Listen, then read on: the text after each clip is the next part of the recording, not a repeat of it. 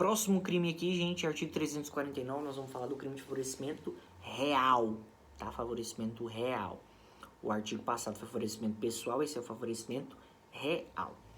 Redação do artigo 349. Prestar a criminoso, fora dos casos de coautoria ou receptação, auxílio destinado a tornar seguro o proveito de crime. Então vamos de novo. Favorecimento real. Prestar a criminoso, fora dos casos de coautoria ou receptação, auxílio destinado a tornar seguro o proveito de crime. Vou dar um exemplo contextualizado, depois a gente vai explicando, fica mais fácil. Imagina aquela mesma situação que eu disse. Um criminoso, determinado sujeitativo, furta um banco, tá? Furta um banco. Em Goianésia, aquele exemplo que eu falei. E o cara sai com um monte de dinheiro, sai com um malote de dinheiro. Não tem onde deixar, não tem onde deixar.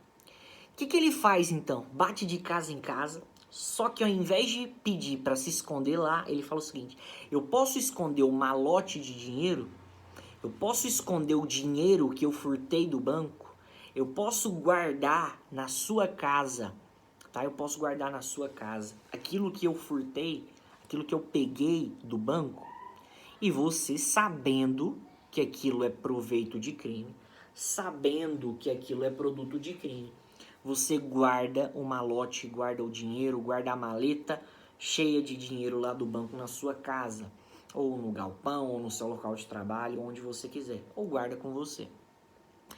Perceba que nesse caso o auxílio não é destinado à pessoa do criminoso, o auxílio é destinado ao proveito do crime. Por isso que aqui o favorecimento é um favorecimento real. E aí o real vem do latim res, é o favorecimento à coisa.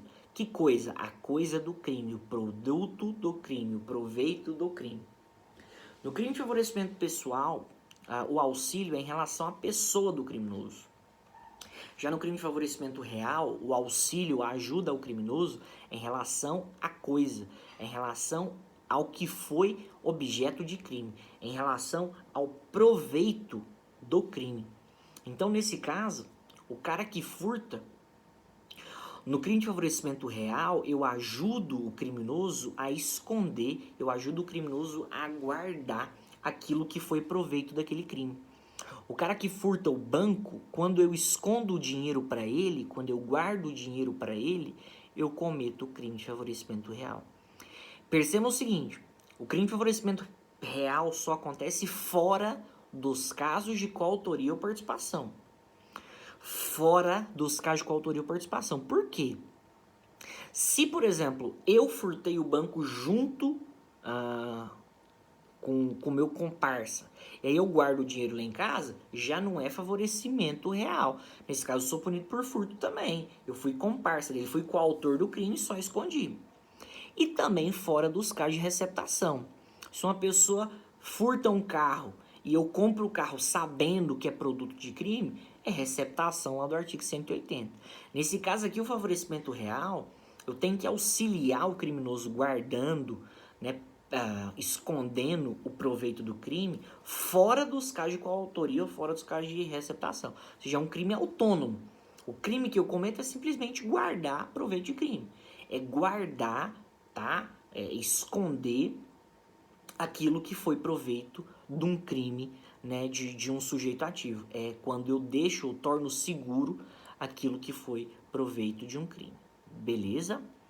Detalhe, aqui no favorecimento real, não há que se falar em isenção de pena para quem é ascendente, descendente, cônjuge, irmão.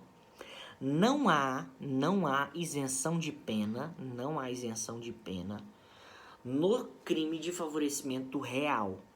Se eu furto um banco e pego um dinheiro, um malote cheio de dinheiro, uma mala cheia de dinheiro, e peço para minha mãe guardar na casa dela, se minha mãe guarda a mala, ela responde por favorecimento real.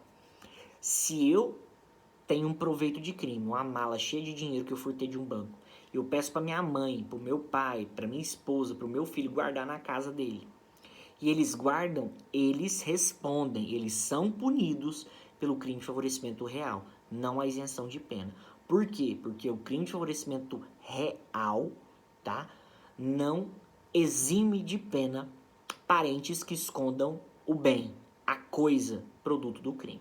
Beleza? Só há isenção de pena no crime de favorecimento pessoal. No crime de favorecimento real, não. Beleza? E aqui eu só queria acrescentar. No artigo 349-A, nós temos uma espécie aqui de favorecimento real, que diz na redação: ingressar, promover, intermediar, auxiliar ou facilitar a entrada de aparelho eletrônico, aparelho telefônico de comunicação móvel, de rádio ou similar, sem autorização legal no estabelecimento prisional. O advogado, gente, que leva aparelho telefônico para o seu cliente que está preso, ele comete crime? Exemplo, imagine que vocês são advogados criminais, seu cliente que está preso fala o seguinte: doutor, tem como você trazer um celular para mim? Ou como você trazer um notebook para mim?